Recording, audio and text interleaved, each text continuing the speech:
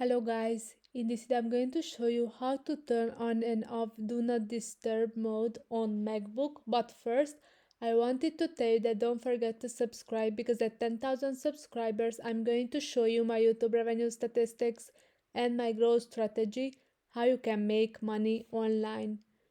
So first go to the top of the screen and then you can see this moon icon. Click on that and here you can see the do not disturb mode, so you can turn it off or on, and you can select do not disturb for 1 hour or until this evening.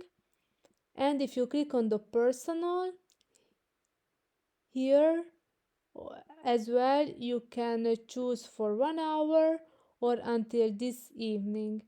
Or if you click on the focus preferences here, you can add more settings, like if you click on the option here you can see some settings like allow time sensitive notification, allow calls from, or allow repeated calls, and so on. So here you can specify some settings regarding the do not disturb mode.